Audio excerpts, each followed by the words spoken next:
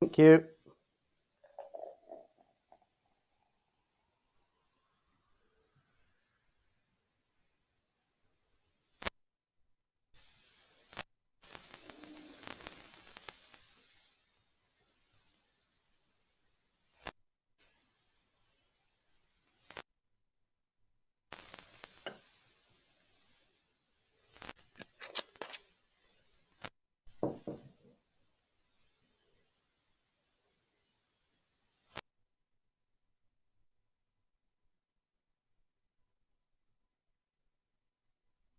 Can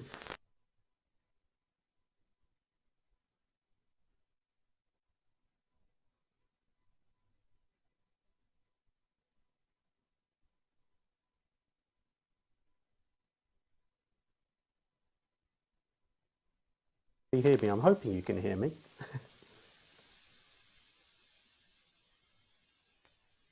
Watching everything pop up. One person says no audio. Is the audio not working?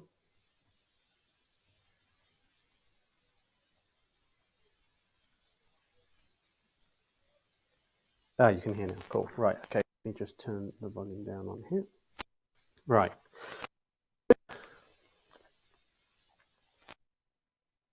Weird watching myself on YouTube. But anyway, yes, I will try and look at the camera a little bit more. Hello, everybody. This is... You can tell the some of the artwork here is... well, the artwork itself is good. The not so much. I fully expect some of this to fall down at some point during the broadcast, at which point I apologise. If the audio is a bit laggy, I do apologise again. This is audio cutting out.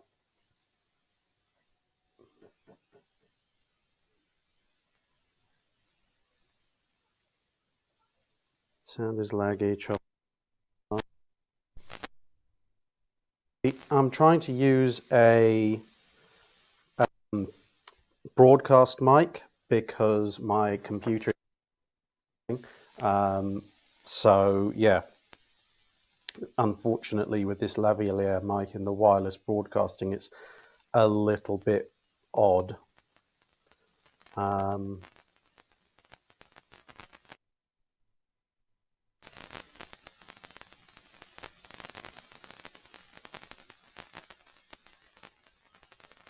Yeah, it's the microphone, because this is broadcasting wirelessly to my PC, which is in the other room, as opposed to my normal microphone, because I can't find a audio cable that's about 30 meters long to get here.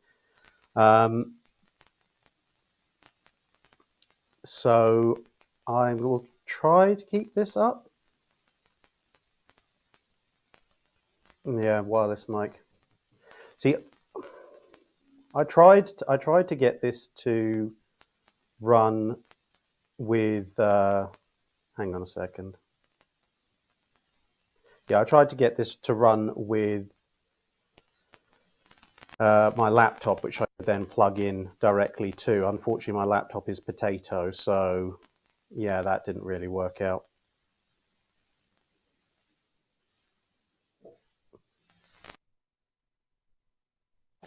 Audio suspiciously starting to work. Okay, so it might just be when I look away. So the key thing is don't look away from the lavalier mic.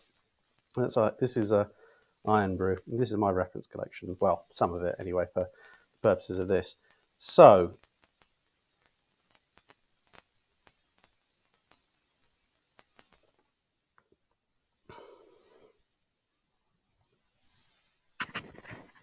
okay, if I pulled on it, it was much better. Let me just... Does that... Yeah. I was trying this earlier, but... Anyway, I'll try this. If it doesn't quite work, then I'll try to figure something out to get a connection to my computer for the next one. In any case, this one's only going to last one, again, because I can't do it off of my my mobile phone rather than my webcam. Yeah, there's all things. As I say, we'll try. This live stream is only going to last probably half an hour, 45 minutes anyway, because there's another live stream that I want to watch that's starting at 6 o'clock UK time, and it's currently 5 to 5.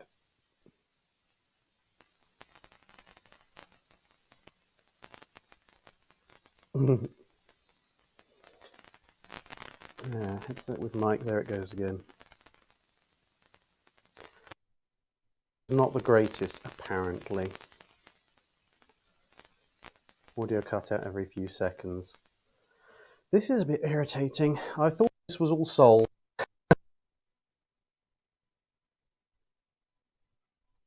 Try to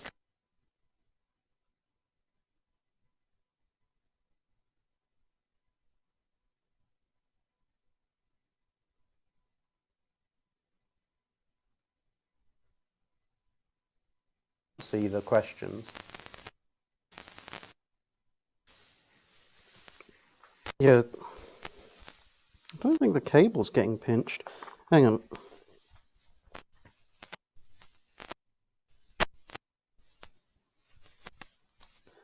Wonder if it was because I tied the cable up.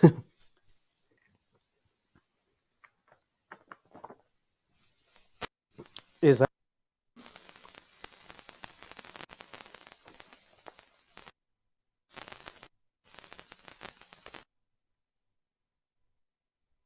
I did tie.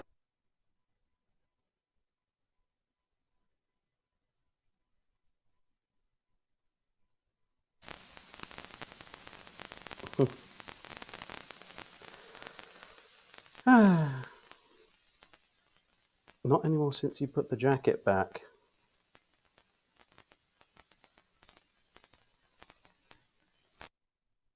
Cable, everybody's saying. Okay, let me just try and stretch that cable out a little bit.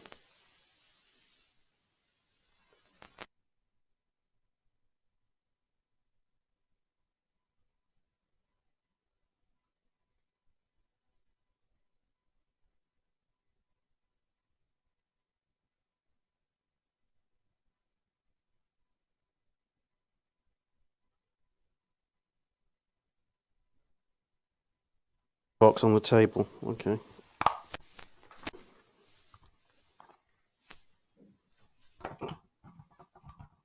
There we go.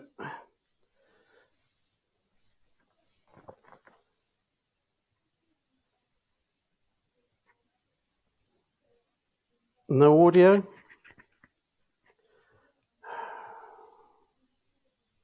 Is the audio sound back? Oh, okay. Put the transmission in the side closest to the room where the PC is. Well, the PC is that way on the other side of the house. Okay. Well, apparently the idea of these semi-concealed transmitter things doesn't actually work. So you have to put them on the table so you can see a wire attached to me. Right. Okay. Who knew? Right. Well, anyway. So the main purpose of this live Drydock is twofold. One is I got a 3-page email from a subscriber. Now, normally I wouldn't go and start reading people's emailed questions out. I'd put them in a normal Drydock, but this poor guy has just gone through literally every single Drydock episode ever.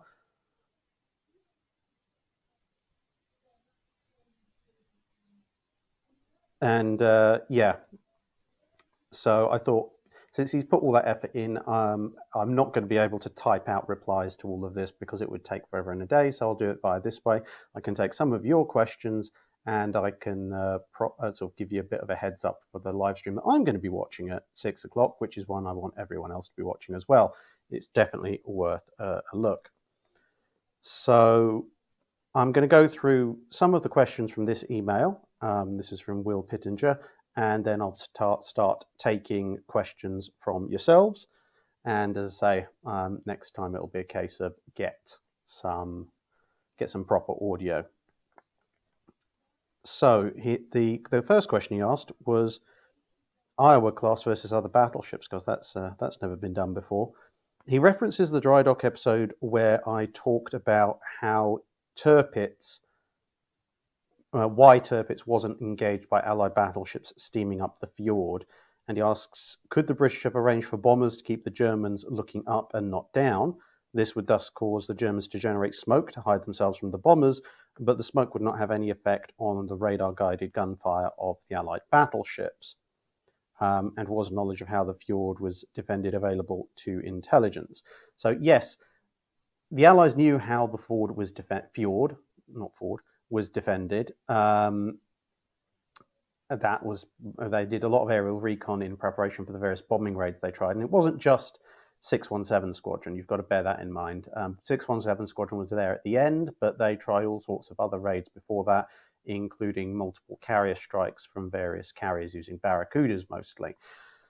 So yes, it would prompt the Germans to use smoke, and yes, that would hide Tirpitz visually, but also obviously prevent it from seeing out. Now, the problem with using this as an idea to still send battleships in is that when you're talking about sailing up a fjord, the surface search radar is not going to be that useful, because when you're talking about World War II era, you're going to have huge amounts of clutter from the fjord behind the Tirpitz.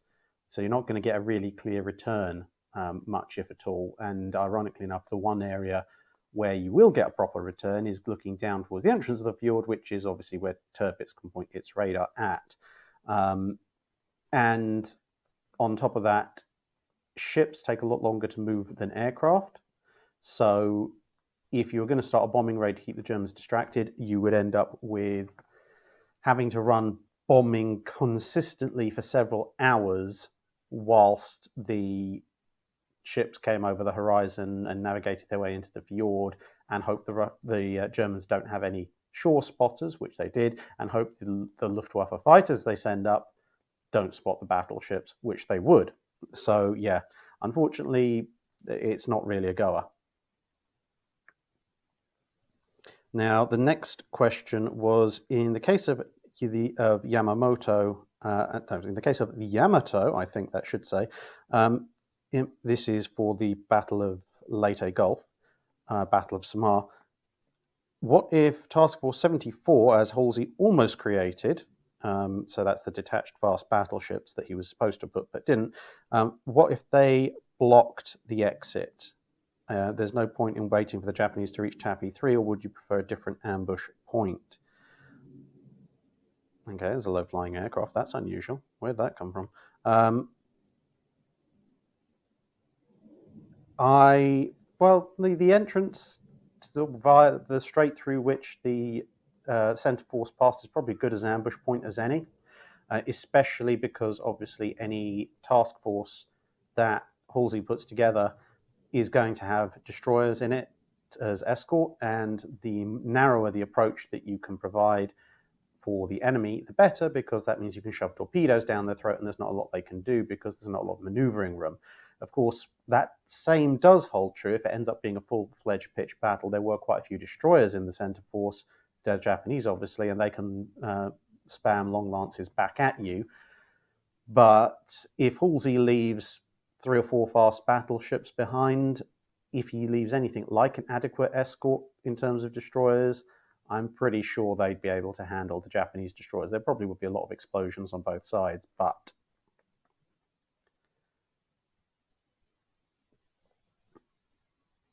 now where else we got? Pronunciation. Yes, the use of Z and Z and Zet, etc. And no, I don't actually object to anyone pronouncing places in the UK different because they aren't British. If you're Spanish and you want to call it Londra, I really do not care. I know what it means. I try and pronounce things, as you well know. I'm not necessarily so good at it a lot of the time, but I do make an effort, and I think I'm getting better. The biggest problem, to be honest, is Z and Z, because obviously being British, I'm taught Z, but a lot of media comes from the US and that says Z a lot. So you'll probably notice me switching back and forth, usually depending on context. If it's an American thing and involves saying the letter, I'll probably say Z. If it's a British thing or non-American, I'll probably say Z. Mate Havlik says the beard is too nicely kept to be the result of the lockdown. No, this is pretty much my standard beard setup.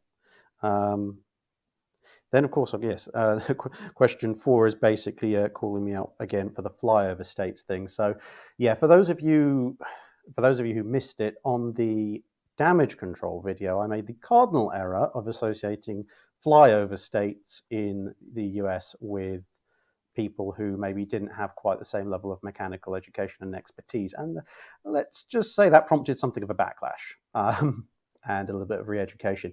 So yes, I've said in the video, and I think I've said in 1 or 2 dry docks afterwards, that was a mistake on my part. However, just to expand a bit on the explanation, I put in a couple of responses to questions. Oh, have I frozen? Is the audio still working?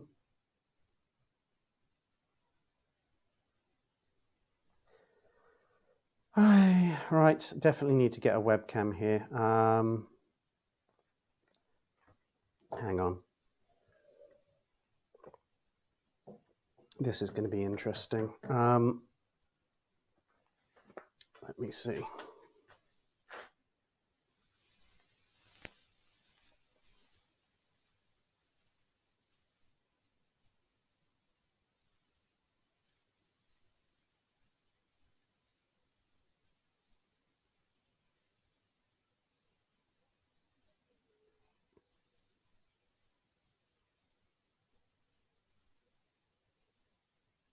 Sorry, I'm just trying to fix this.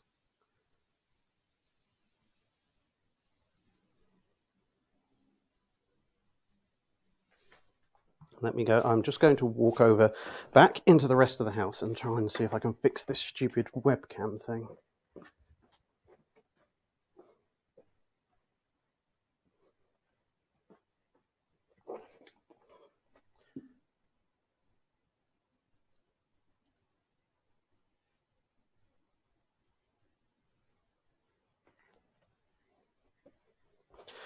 Right, well, the feed should be back. Now I've got to get all the way back across.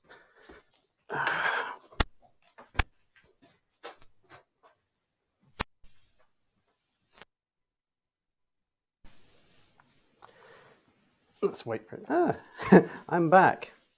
Camera's a bit skew, but never mind.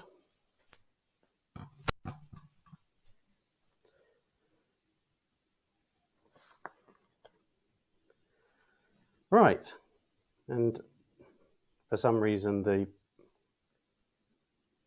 video is upside down. Oh, for flip's sake, really? Is it?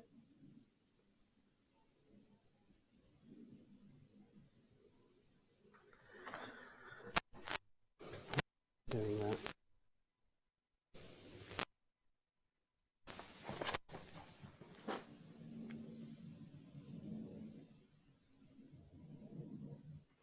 Oh, that would be why.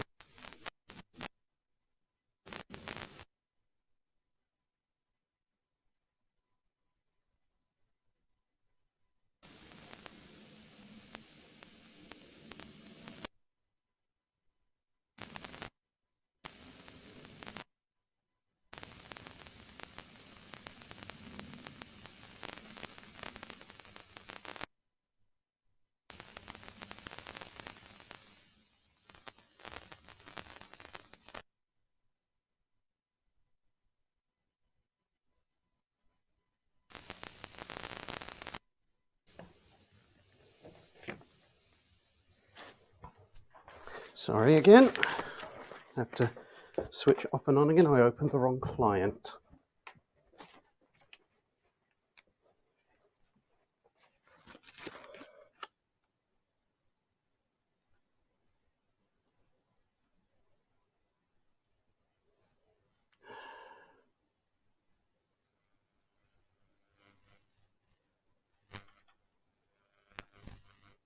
That's better.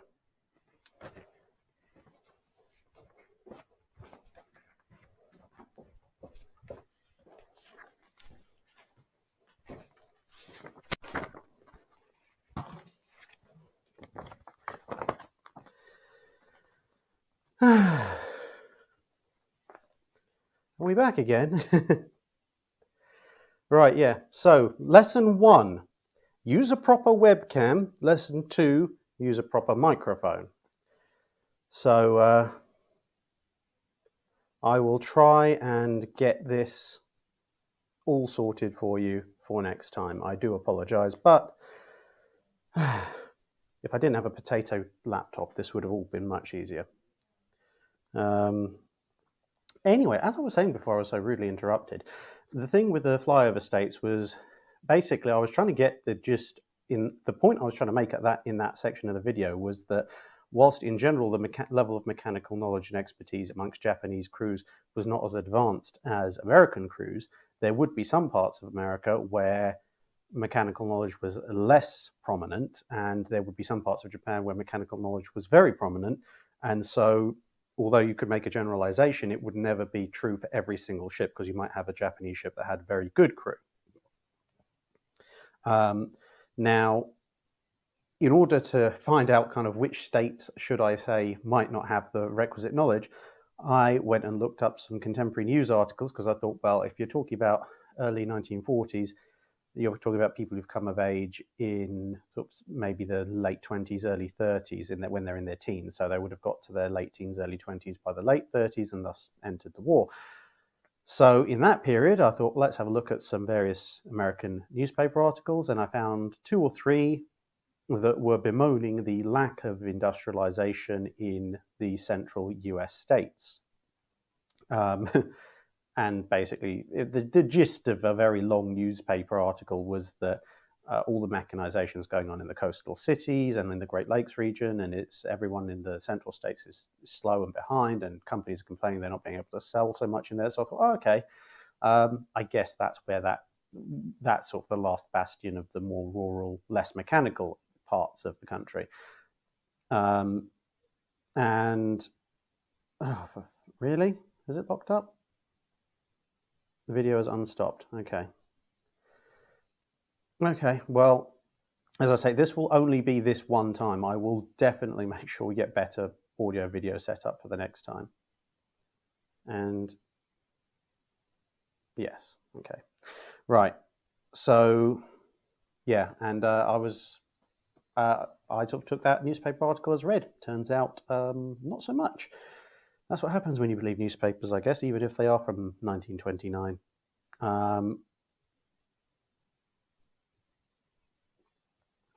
What do you think of the naval elements of Tom Clancy books, notably Red Storm Rising, Hunt for Red October, Cardinal of the Kremlin, Sum of All Fears, and Debt of Honor?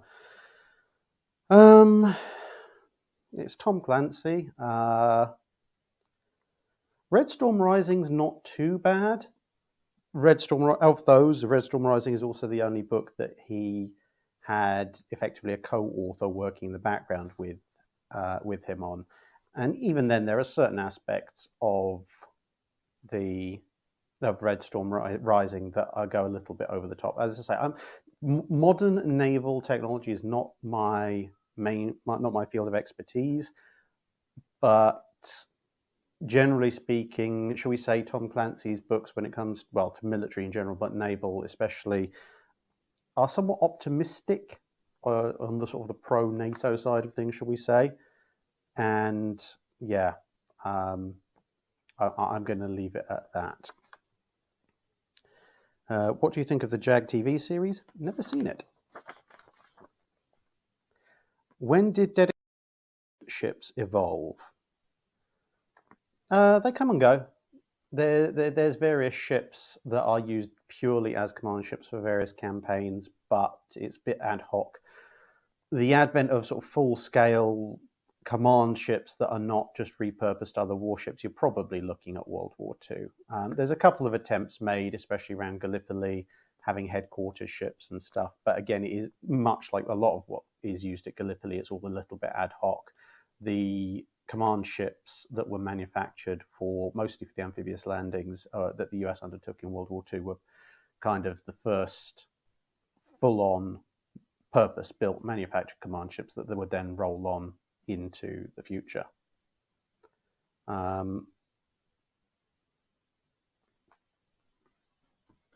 Yes, it's an old bottle of Iron Brew. It's very good.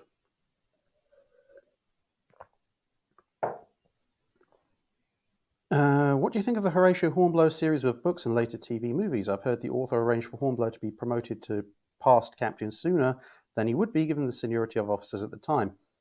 I like the Hornblower series of books, and the movies are, well, movie-series are all right. Yeah, Hornblower is promoted a bit early compared to the more general stuff, but the more general line of succession, but that's not unprecedented. Whilst there was a very entrenched system of seniority in the Royal Navy, there were exceptions in the Age of Sail, depending on either fantastic ability or patronage, if you happen to have relatives in the Navy, or both. If you were really lucky, then you could get promoted a lot earlier.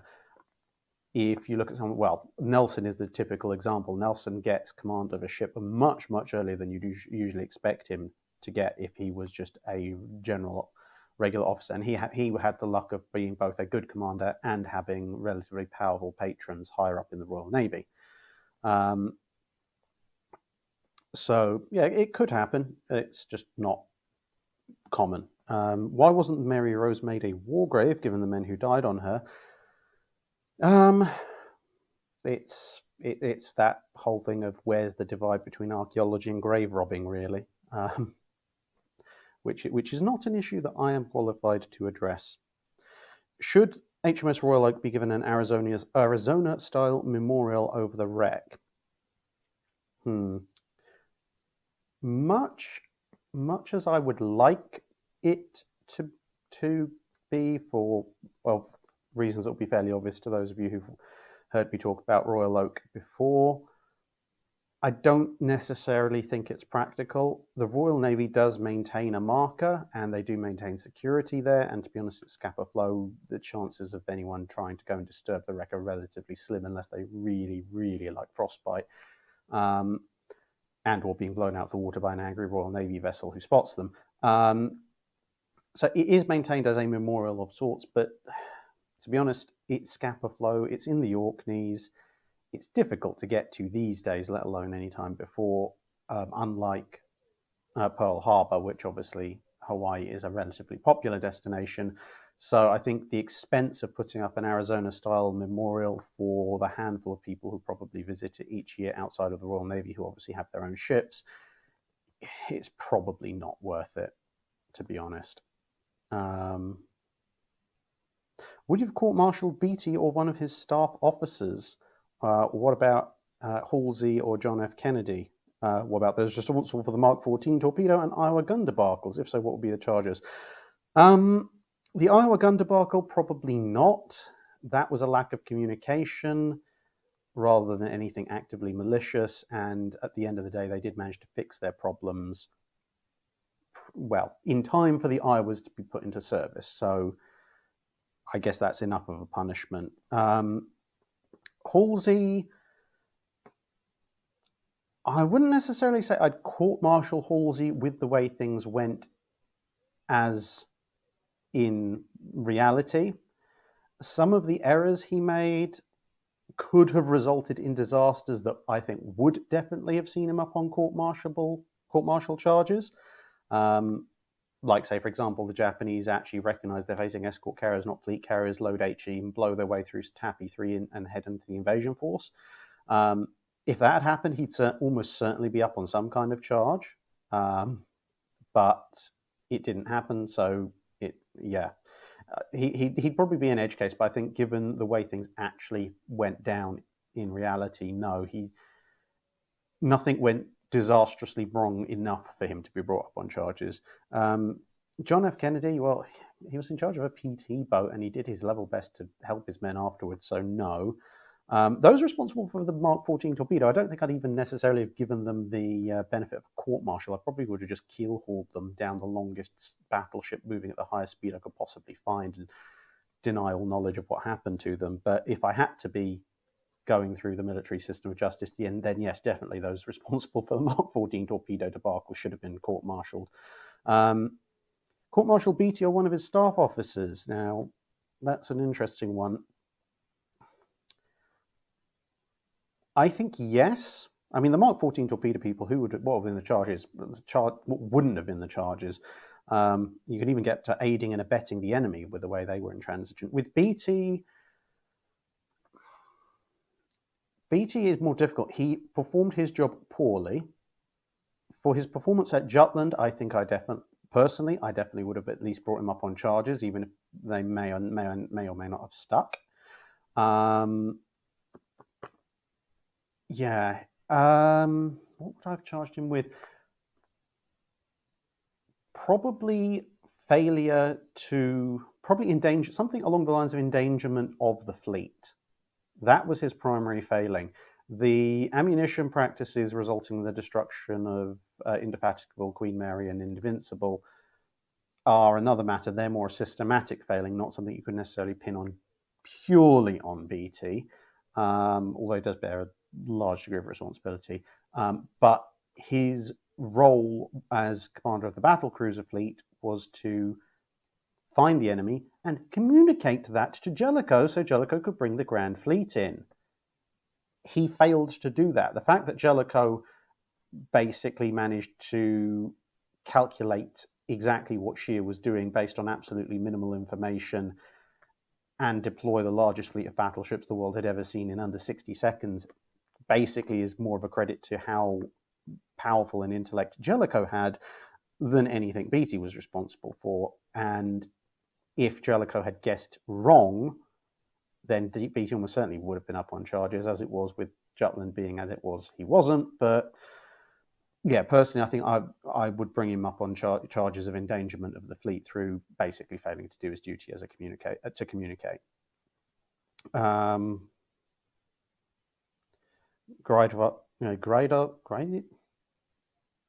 Gradial says, if you could court-martial the designers of the Mark 14, would you also court-martial the admirals who refused to listen to the people who told them many times that there were problems? Yes, although one of the primary offenders of in that respect was an admiral who had been in charge of the Mark 14 or a part of the Mark 14 design process. So that's kind of a two birds with one stone. When will the stream you wanted to watch start? At 6 o'clock. So I will be promoting that a little bit later. How do navies who have ships with similar names coordinate their activities when those ships sail or fight together? Mainly by use of call signs. Apart from anything, it's also just a very basic level of operational security. If your enemy decodes your message or you're transmitting in the clear for whatever reason, if you say, I don't know, HMS Norfolk, go here, do that, or Suffolk, go here, do that, or Revenge, whatever, then it immediately tells the enemy what ships are involved and what you want them to do. Whereas if you have a pre-established call sign, so it's just Foxtrot X-ray, deploy to this position, that doesn't immediately tell your enemy what's going on. So most transmissions would use call signs rather than direct ship names, unless it was not particularly important tactically. So yeah, in the rare event, you might have something like Northampton. I don't think there was a contemporary HMS Northampton, but there were a few, because of obviously American towns are quite often named for English towns because that's where the settlers came from. There were a few cases where ships potentially could get confused if they were operating at the same time in the same place. Almost at the end of this, but I'll start pulling questions off of here as well. Brock Bailey says, had Australia decided not to sink HMS Australia in the Washington Naval Treaty, would Britain have been forced to lose one of their capital ships, such as the R-class? If Australia had decided not to sink HMS Australia, then they almost certainly would have also gone for independent representation at the Washington Naval Treaty and would have been treated as a power in their own right, as opposed to an ancillary of the United Kingdom. So, no. And if Australia was determined to be under the aegis of British negotiators and also keep HMS Australia, then the British probably would have kicked HMS Tiger over as HMS Australia Mark II or something like that, because there's no way that Britain would want to sacrifice one of its more modern units just to keep her warmed over Invincible class around.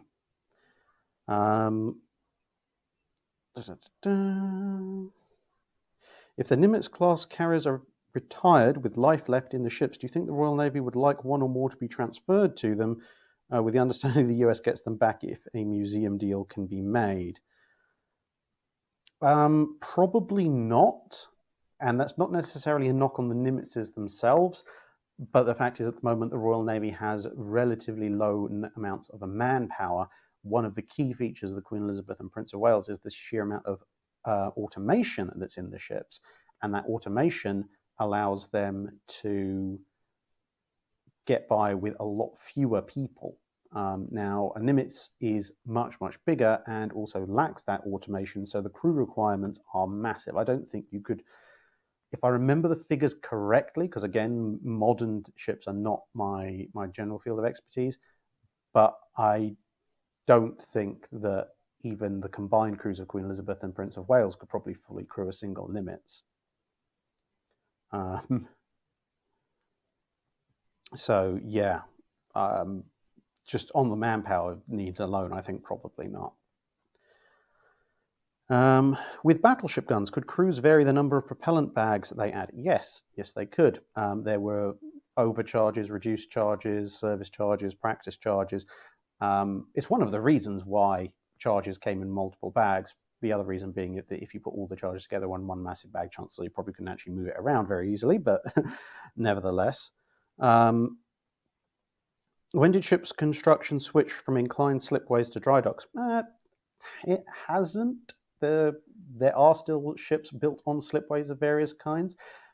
The transition from slipways to dry docks more generally is effectively a function of size, because even in its partially fitted out state, a ship's hull weighs an awful lot, and as there are many, many videos on YouTube showing, shall we say, some slightly less than successful or slightly embarrassing ship launches, even when you're launching a ship that masses maybe 10, 15,000 tons and it gets up some momentum down a slipway, it takes a while to stop and it generates a lot of stern wave usually, which can have some rather deleterious effects on the people on the opposite bank. So it's basically, as I say, it's a function of size. Once you get past a certain size, it's far more practical to build something in a dry dock and float it out than it is to send possibly 30 or 40 plus thousand tons of metal careening down a slipway.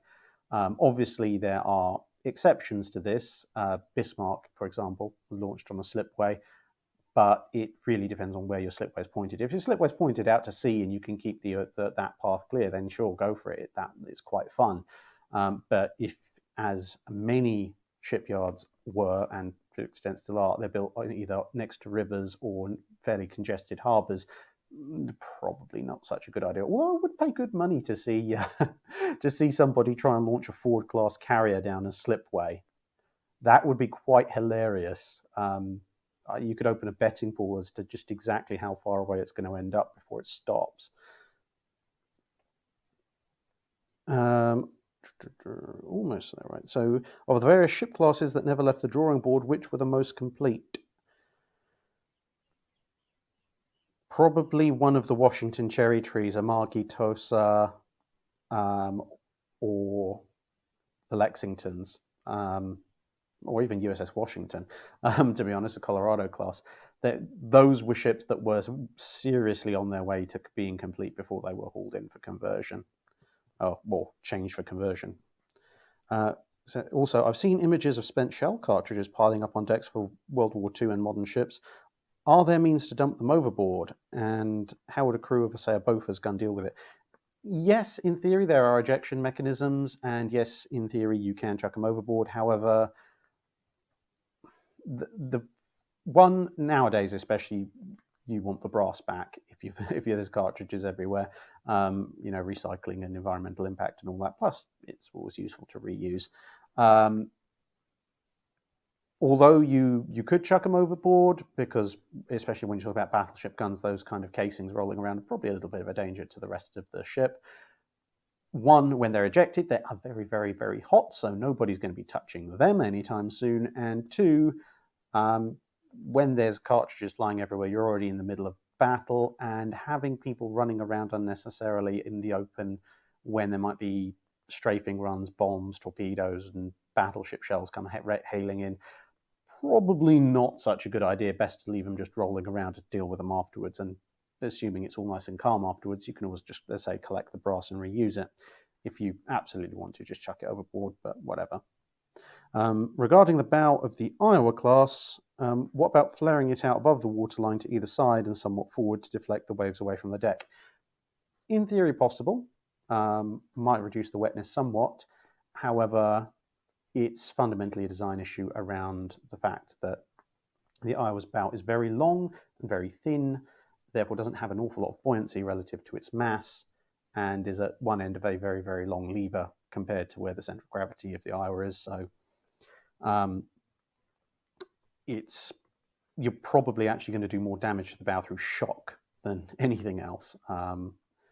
It's just one of those compromises you have to make with certain hull design forms. So that is the bulk of these questions. So I'm going to put those down there. It's 5:30 and the picture hasn't frozen up, so at least for a while. All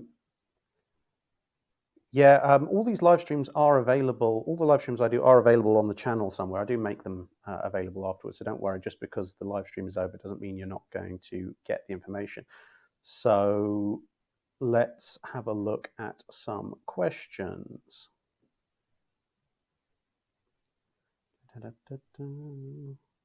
General question, but this is Creative Horse. Rather general question, but by any chance, do you know what the Australian Navy mainly did in World War I and World War II by chance? Yes. So World War I and World War II saw the Australian Navy doing convoy escorts quite a bit in the Indian Ocean, because obviously German surface raiders and, well, in World War II, possibly even Japanese raiders were also a thing that they were worried about. What else do they do? Obviously, they sent ships over to help out. Primarily World War I, it was mostly in the Mediterranean, although after Jutland, HMS Australia did also get shanghaied back into Grand Fleet service for a while. Also, the Royal Australian Navy did quite a bit of mopping up operations of German Pacific territories at the beginning of World War I. There's quite a nice photo of HMAS Australia leading a squadron of Australian ships with a French cruiser hanging on, taking one of the German-held islands. Obviously, World War II, there weren't any German-held islands in the Pacific for them to mop up. So in World War II, you saw Australian combatants obviously in ABDA command, looking after the Australian coast itself, later helping the Americans and the British fighting back against the Japanese, and also showing up again in the Mediterranean. So you've got the Scrap Iron Flotilla, HMAS Sydney, HMS Perth, etc. They showed up and saw very good service, Sydney especially, in the Mediterranean.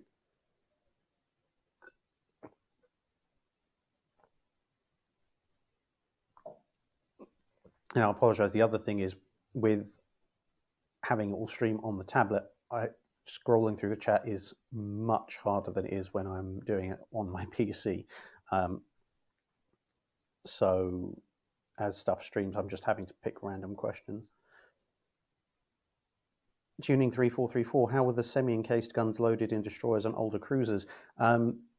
They had ready ammunition lockers nearby, and there was the ability to feed ammunition up from magazines, but generally it would be a case of use the stuff in your ready ammunition lockers first, and then depending on the ship, you could either get some kind of feed or hoist from a magazine directly, or it might be a case of running parties running extra shells and charges up to the lockers or directly to the gun.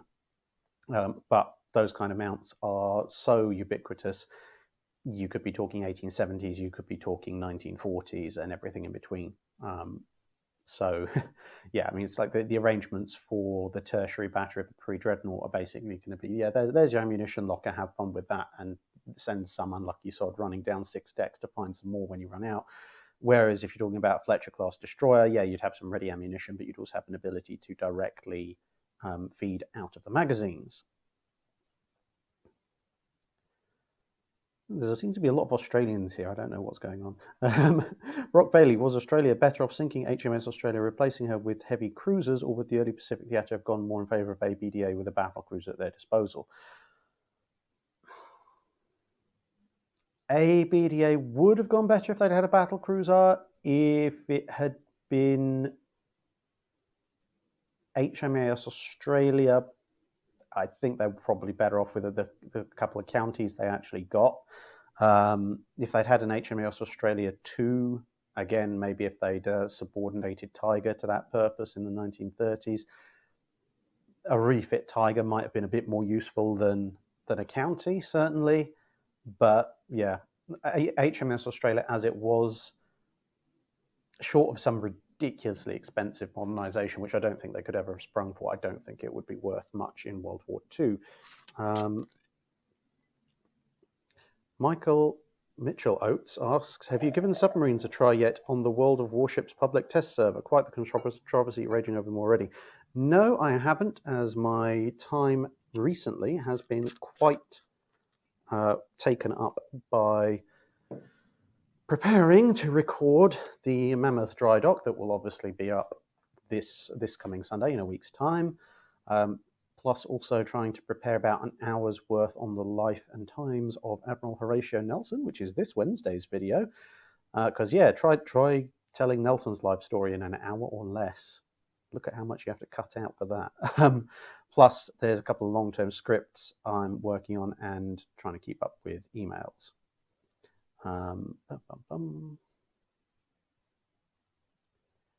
History K, what do you think about the overall efficiency of the Marine Nationale during both World Wars?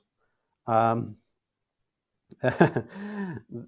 overall efficiency of the Marine Nationale during both World Wars.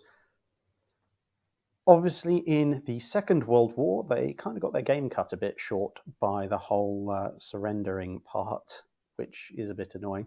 Although the Free French did give a good account of themselves, although whether you count the Free French as the Marine Nationale or not, I don't know. In the First World War, they were pretty effective at what they were asked to do, which was to basically lock down the Mediterranean. They certainly bottled up the Austro-Hungarian fleet fairly well alongside the Italians, and they put in a fair bit of effort going into Gallipoli alongside the British.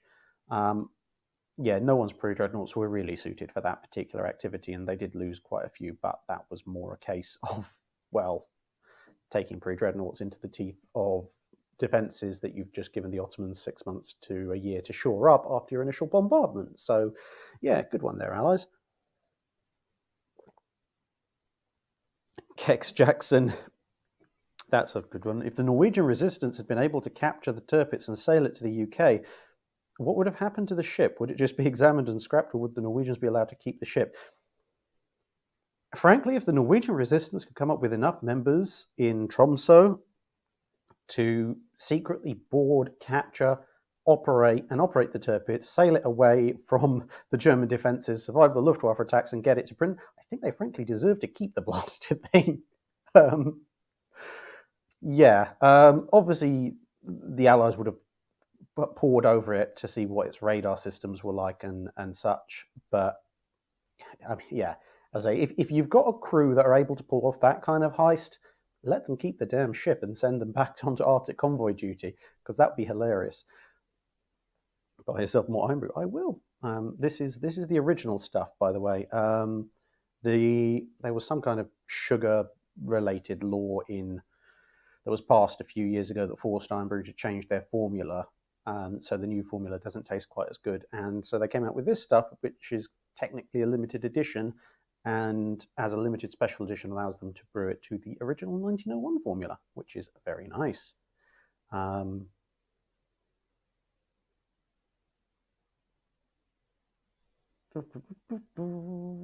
Princess Chodfather. You've gone off the screen. Come back. How useful were the light carriers in the Second World War? I know they were used in tandem with the Essex Swarm. When used in this role, what was their use in the fleet? Varies quite considerably. There were instances of, when we're talking light carriers, I'm not talking escort, we're talking about things like the Independence class. They were sometimes decked out really heavily with fighters to act as additional cap screens for the fleet. and they were pretty good at that.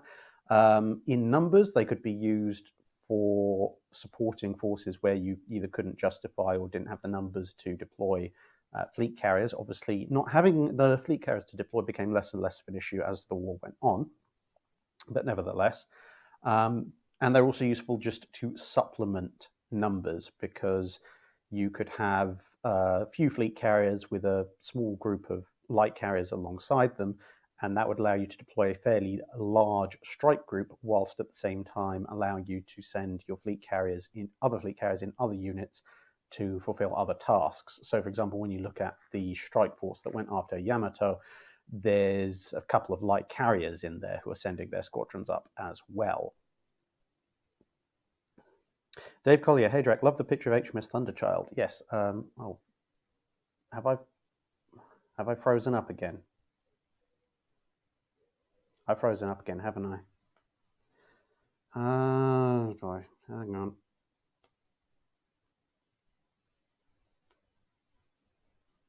Video's frozen. Right. Okay. Let me go and reset the video thing again. My apologies. Yeah.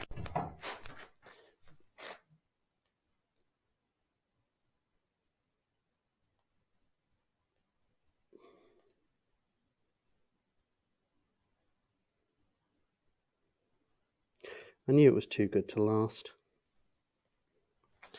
Right. One.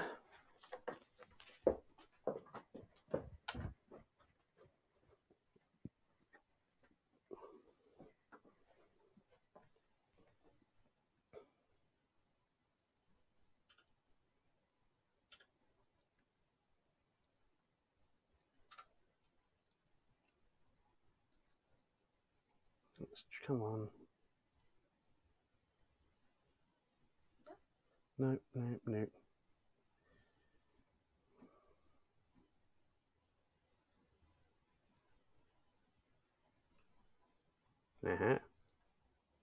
We're back in business, I think.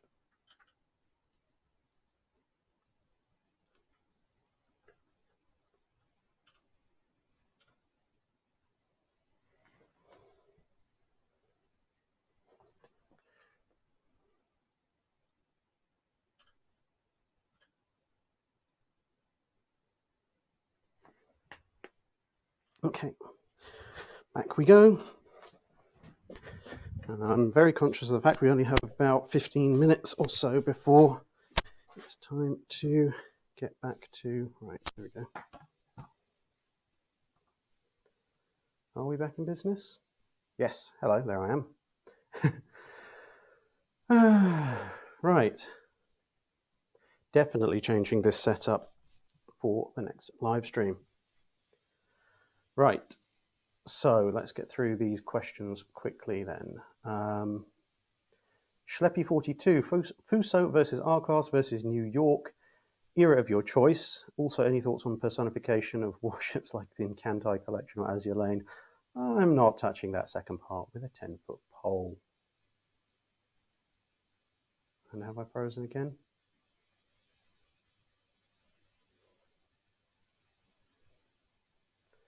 Really? That quickly?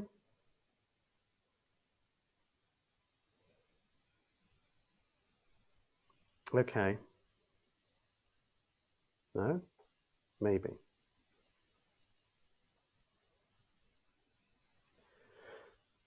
Anyway, Fuso versus R versus New York. Very much era dependent. World War One, I'd definitely go with the R class on the grounds the Fuso class are only just coming into service, and the New Yorks, much like the other American battleships in the 6th Battle Squadron, are not going to be able to shoot straight. As time goes on, it becomes very, very different. So by World War II, the R class generally haven't had much modernization. New York and Texas, to a certain degree, have. Fusos have had some fairly heavy modernization, so when you get to that era, it's going to be much more on them.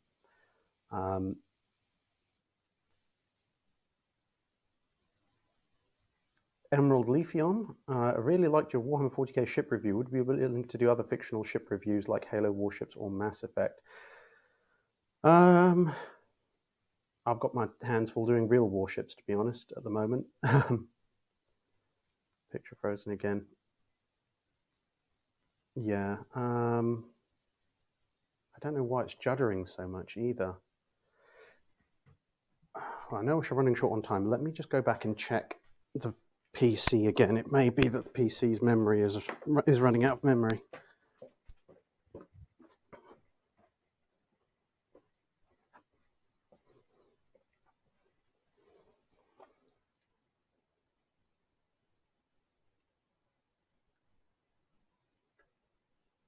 Yeah, okay.